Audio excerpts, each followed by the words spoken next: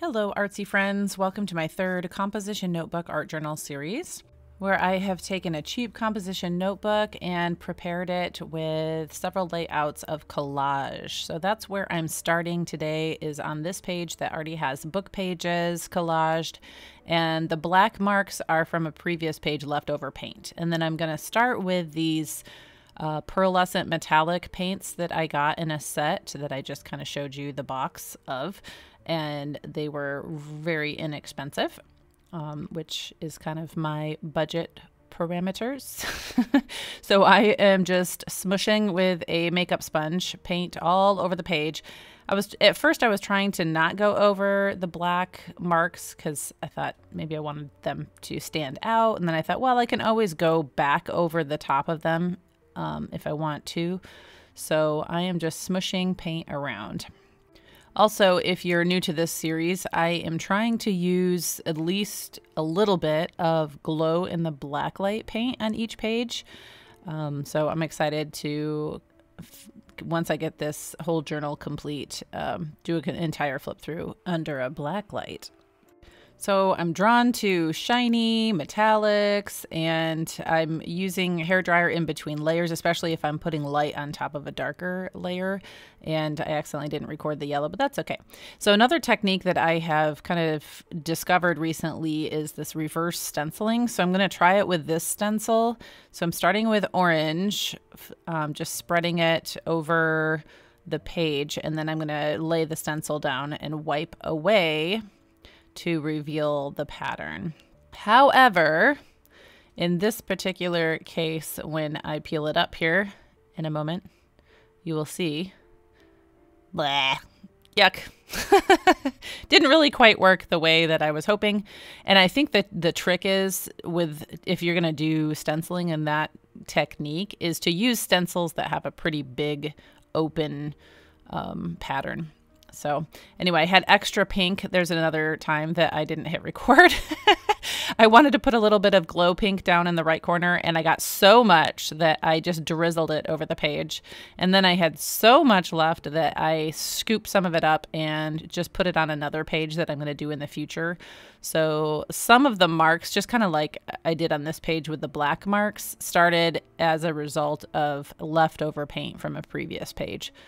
So as I officially start a page, a lot of times there's already some marks to begin with, and that's okay. And you can always go over the top of them. Like if you do that, if you just kind of, clean off your paintbrush on a different page and use that as a starting point, then you can either incorporate those things in or you can just go over them.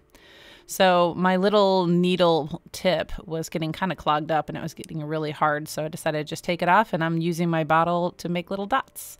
So these are glow dots, or I should say glow under the blacklight dots.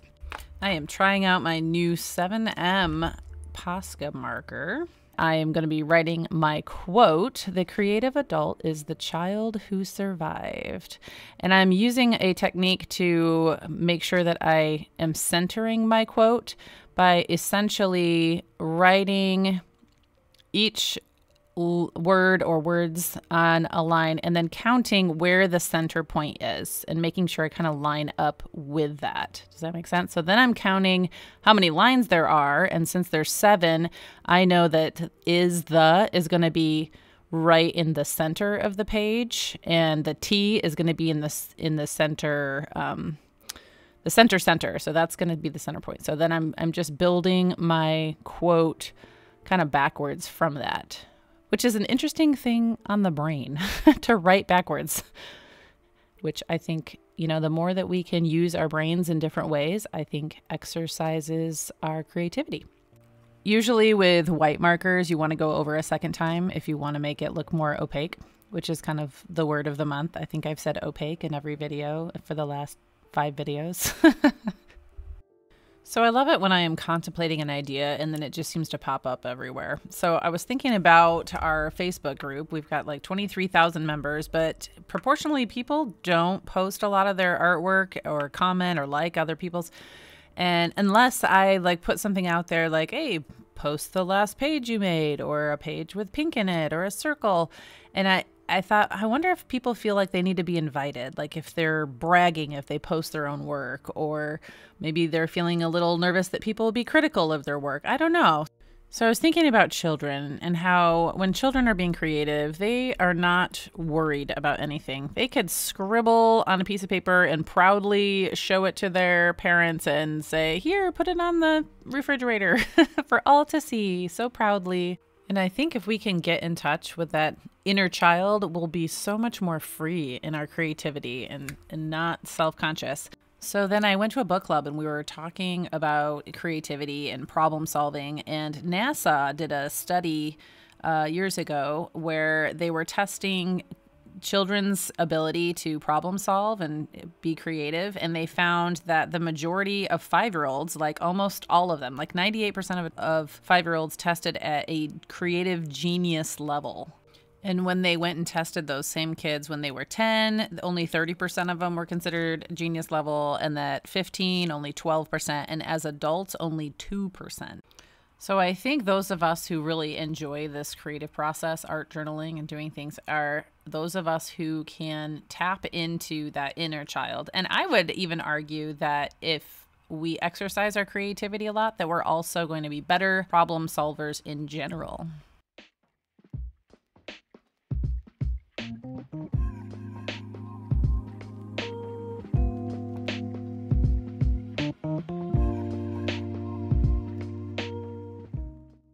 So I'm using a glue bottle, that's how it's advertised, and with a blunt tip needle, and you can fill it with any kind of paint, and that way you can kind of draw with your paint with a very, very fine line or fill in little tiny details. And I'm doing this, I got it because I didn't have any glow in the blacklight markers, so I wanted to use the paint in a way to be able to draw with it. And so I'm really liking this tool. And although someone suggested you could dilute the paint just a little bit with water so it flows easier, because it can be a lot of squeezy power. It can make your fingers hurt from squeezing.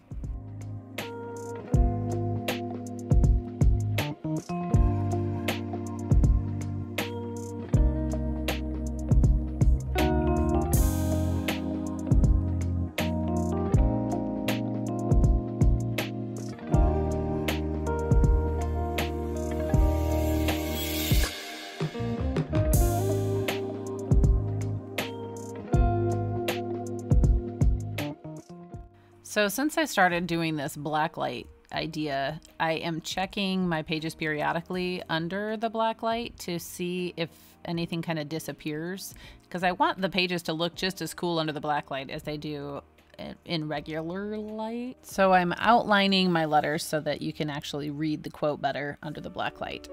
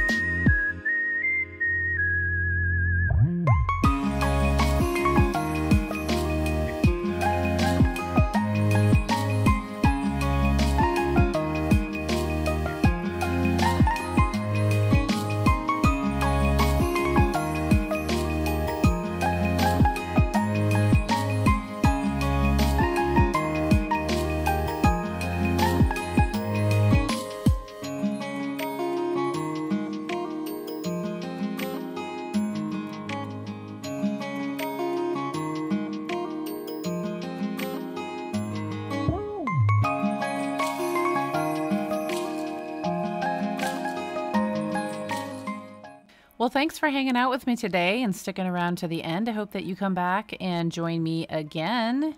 Be sure to like it and subscribe if you want to hang out again.